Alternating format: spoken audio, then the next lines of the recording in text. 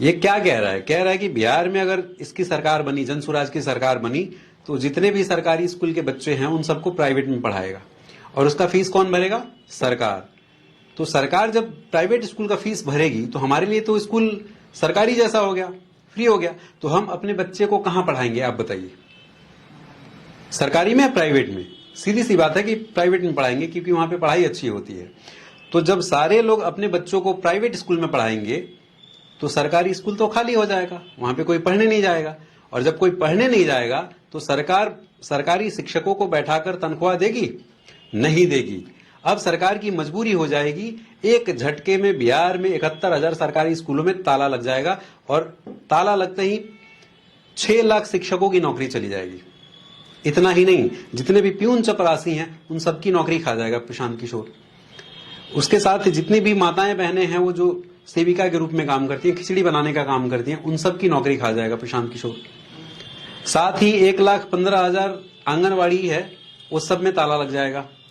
1,15,000 नौ शिक्षकों की नौकरी खा जाएगा प्रशांत किशोर। उसमें जो सेविकाएं हैं वो जो खाना बनाने का काम करती हैं उन सबकी नौकरी खा जाएगा। तो कुल मिला के 9 साढ़े 9 लाख नौकरियां एक झटके में प्रशांत किशोर खा जाएगा। अच्छा, तो ये बताइए, अभी बता रहा हूं, अभी खेल बाकी है। अच्छा, अब क्या होगा? सारे बच्चे प्राइवेट स्कूल में पढ़ने चले गए, सरकारी स्कूल में ताला लग गया, सारे मास्टरों की, प्यून की और सेविकाओं की नौकरी चली गई।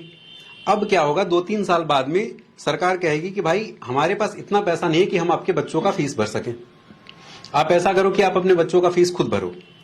अब हमारे पास 2 ही विकल्प है, या तो हम प्राइवेट स्कूल का फीस अपने जेब से भरें और नहीं तो बच्चों को फिर से सरकारी स्कूल में लेकर आए। अब जब हम सरकारी स्कूल में लेकर आएंगे अपने बच्चे को, क्योंकि प्राइवेट स्कूल में पैसे भरने के लिए तो हमारे पास पैसे होंगे नहीं, तो जब सरकारी स्कूल में लेकर आएंगे तो वहां पे सरकारी स्कूल नहीं मिलेगा। क्यों?